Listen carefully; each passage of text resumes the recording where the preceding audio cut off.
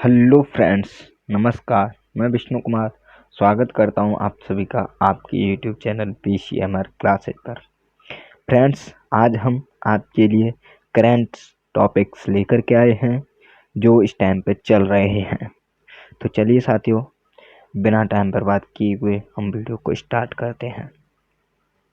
पहला टॉपिक है फ्रेंड्स आज का हमारा, नेपाल के नए नक्शे को दी नेपाली कांग्रेस ने मंजूरी, भारत चीन सीमा पर चालू रहेगा सड़क का काम। फ्रेंड्स, नेपाल और भारत में सीमा विवाद चल रहा है। नेपाल की मुख्य विपक्षी पार्टी नेपाली कांग्रेस ने प्रधानमंत्री KP शर्मा ओली के संविधान संशोधन प्रस्ताव पर सहमति दे दी है, जिसके बाद अब इसके संसद में पास होने की संभावना प्रबल हो गई है।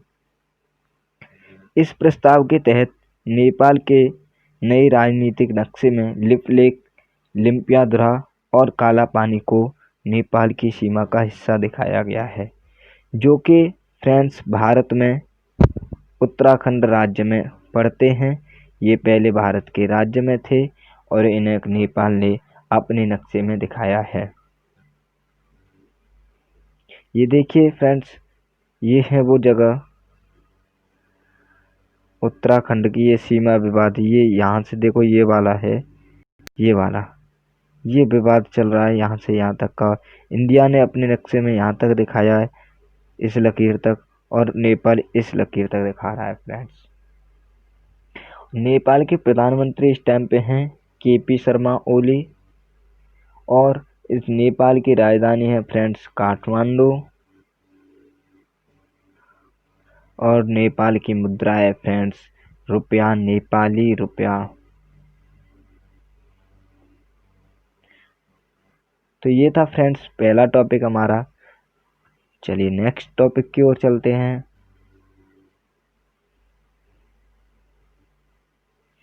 WHO पर ट्रंप की कार्रवाई, अमेरिका में ही गिरी राष्ट्रपति पर ही उठ रहे सवाल।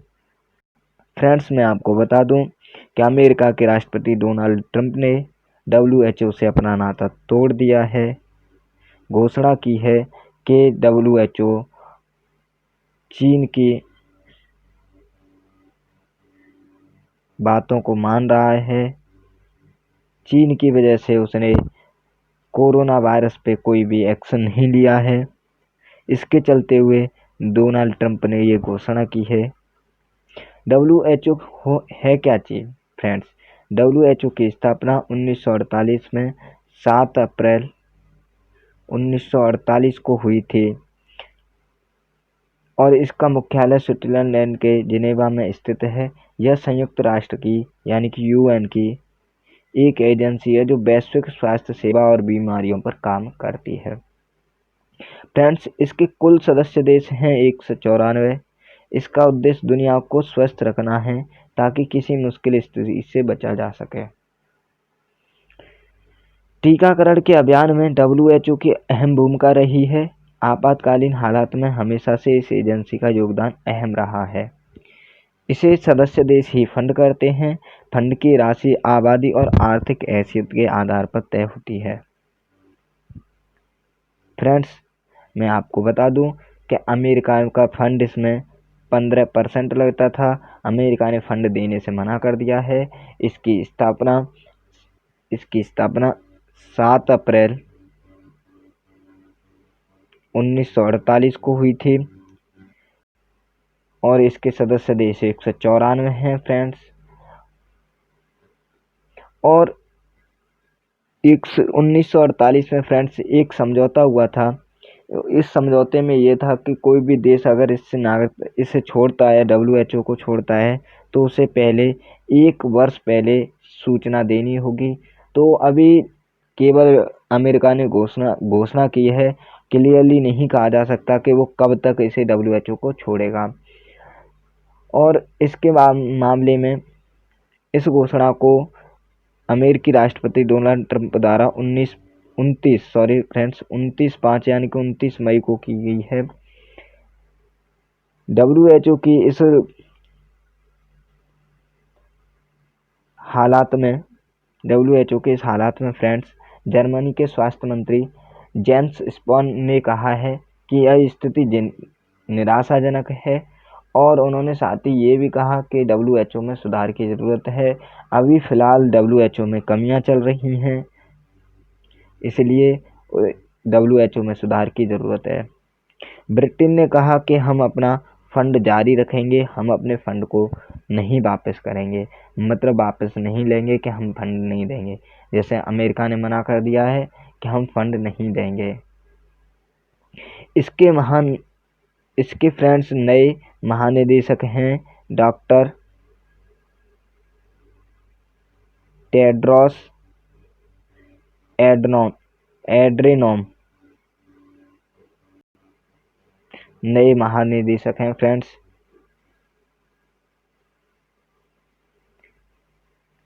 जो कि इथोपिया के हैं।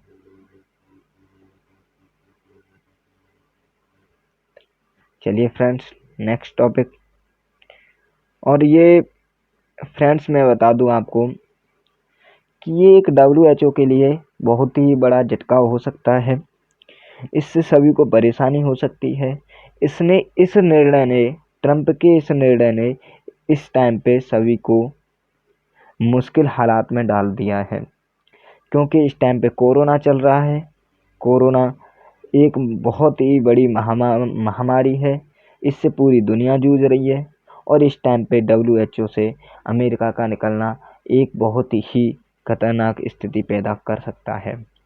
तो फ्रेंड्स, इसीलिए सभी दुनिया परेशान है, और जर्मनी ने और सभी देशों ने अमेरिका से एक बार फिर से बोला है कि वो अपने विचार पर पुनः विचार कर लें। चलिए नेक्स्ट टॉपिक की ओर चलते हैं। अमेरिका के राष्ट्रपति डोनाल्ड ट्रंप ने G7 समिट को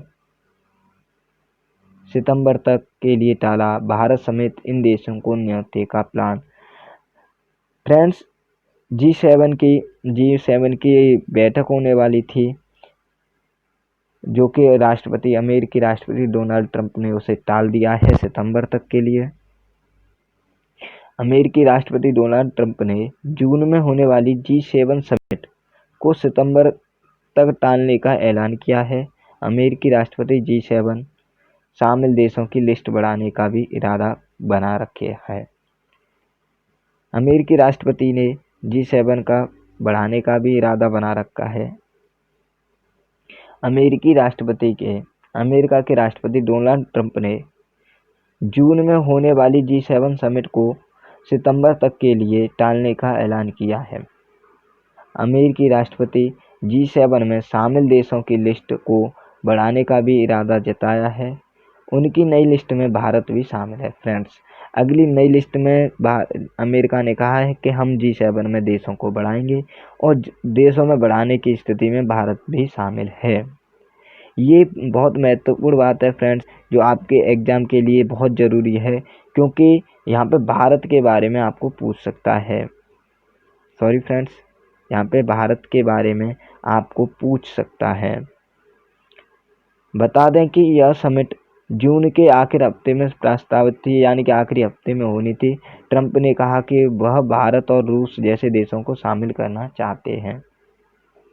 ट्रंप ने कहा कि मुझे नहीं लगता दुनिया में जो चल रहा है G7 उसकी सही नुमाइंदगी कर रहा है। यह देशों का बहुत पुराना समूह है। उन्होंने कहा कि वह इसके लिए रूस, फ्रेंड्स अब यहाँ ध्यान रखना कौन कौन से देशों के लिए बोला है, रूस, साउथ कोरिया, ऑस्ट्रेलिया और भारत जैसे कई देशों को शामिल करना चाहते हैं। अमेरिकी राष्ट्रपति G7 को G11 या G12 बनाने की कोशिश कर रहे हैं। फ्रेंड्स, चलिए नेक्स्ट। राष्ट्रपति ट्रंप ने टाली G7 की बैठक, कहा भारत को भी न्योता देंगे। अभी बैठक को टाल दिया है फ्रेंड्स, यानी कि बैठक आगे होगी, सितंबर तक के लिए टाला है। और अभी कह नहीं सकते, जब तक हालात सुधरते नहीं हैं तब तक पता नहीं कब तक ये टली रहेगी। आपकी जानकारी के लिए बता दें कि G7 में अभी अमेरिका के अलावा Italy, Japan, Canada, France, Germany, Britain के साथ साथ यूरोपियन यूनियन भी शामिल है। इसी महीने यानी कि जून के महीने US national security adviser Robert O'Brien ने इसी महीने मई में कहा है कि कोरोना की वजह से अमेरिका अगली G7 मीटिंग जून के आखिर तक स्थगित कर रहा है। यानी कि पहले इसी महीने उन्होंने भी बता दिया था कि इसकी मीटिंग को स्थगित करना पड़ेगा। फ्रेंड्स, ये आपके लिए मोस्ट इम्पोर्टेंट टॉपिक रहने वाला है। इस टॉपिक से आपके एग्जाम में एक क्वेश्चन कम से कम देखने को मिलेगा, इसीलिए इस टॉपिक को ध्यान से बार बार देखें। अगर एक बार समझ में ना आए तो बार बार देखें, रिपीट कर करके देखें, पॉज कर करके देखें। America, Italy, Japan, Canada, France, Germany, Britain और यूरोपियन यूनियन इसके सदस्य देश हैं G7 के। फ्रेंड्स, ये आपको ध्यान रखना है। चलिए नेक्स्ट टॉपिक की ओर चलते हैं। कोरोना वायरस के बीच अमेरिका की स्पेस एक्स कंपनी ने रचा इतिहास। फ्रेंड्स, अमेरिका की एलन मस्क की कंपनी स्पेस एक्स ने इतिहास रचा है कोरोना वायरस के चलते हुए। इतिहास क्या है फ्रेंड्स?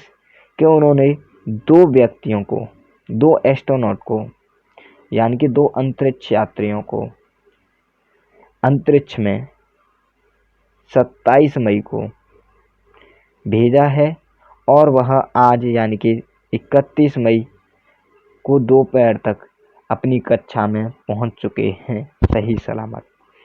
चलिए देखते हैं फ्रेंड्स क्या है। नासा के अंतरिक्ष यात्री बॉब बेनकन 49 वर्षीय और डॉग हर्ले 53 वर्षीय को लेकर स्पेस एक्स क्रू ड्रैगन अंतरिक्ष यान का नाम क्या है फ्रेंड्स? स्पेस एक्स तो कंपनी है, क्रू ड्रैगन अंतरिक्ष यान का नाम है, ने नासा के कैनेडी अंतरिक्ष केंद्र के प्रक्षेपण परिसर से कंपनी के फॉल्कन 9 रॉकेट के जरिए, किस रॉकेट के जरिए फ्रेंड्स? ये ध्यान रखना है। कौन सा अंतरिक्ष केंद्र से छोड़ा गया है? कैनेडी अंतरिक्ष केंद्र। कौन सा ड्रैगन लेके गया है यानी कि अंतरिक्ष यान लेके गया है? Crew dragon. कंपनी के किस रॉकेट से छोड़ा गया है? फॉल्कन 9 रॉकेट के जरिए 27 मई को सुबह 3:22 पर उड़ान भरी। इस प्रक्षेपण के साथ ही स्पेस एक्स पहली निजी कंपनी बन गई है जिसने मनुष्य को कक्षा में भेजा है। यानी कि फ्रेंड्स, इससे पहले अभी तक किसी भी कंपनी ने मनुष्य को कक्षा में यानी कि अंतरिक्ष कक्षा में नहीं भेजा। इससे पहले केवल 3 सरकारों ने यानी 3 कंट्रियों ने, अमेरिका, रूस और चीन को यह उपलब्धि हासिल है। यानी कि अमेरिका ने व्यक्तियों को अंतरिक्ष में भेजा, रूस ने भेजा, चीन ने भेजा है। फिर से इस्तेमाल हो सकने वाले गम ड्रॉप यानी कि कैंडी आकार के इस यान का नाम क्रू ड्रैगन है, जो कि मैंने फ्रेंड्स ऊपर बताया था आपको, जो अब अमेरिकी अंतरिक्ष यात्रियों को अंतर्राष्ट्रीय अंतरिक्ष केंद्र के 19 घंटे के सफर पर ले जाएगा। यह अंतरिक्ष यान रविवार को सुबह 10:29 पर ISS पर होगा। यानी कि फ्रेंड्स, मैंने अभी बताया था आपको कि आज 31 मई दिन रविवार को यह ISS पर होगा। नेक्स्ट देखिए, ये हैं वो 2 पर्सन जो गए हैं अंतरिक्ष में फ्रेंड्स। नासा के 2 अंतरिक्ष यात्री ने स्पेस एक्स मिशन लॉन्च कर दिया है। देख सकते हैं आप इनको फ्रेंड्स।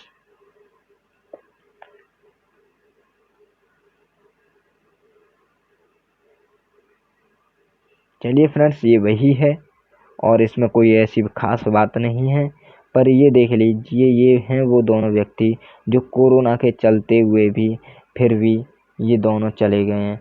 और ये इससे पहले इन्होंने दो मिशन अंतरिक्ष के दोनों ने किए हैं और दोनों अच्छे ही एस्ट्रोनॉट्स हैं फ्रेंड्स। दोनों 2 बार अंतरिक्ष में पहले भी जा चुके हैं।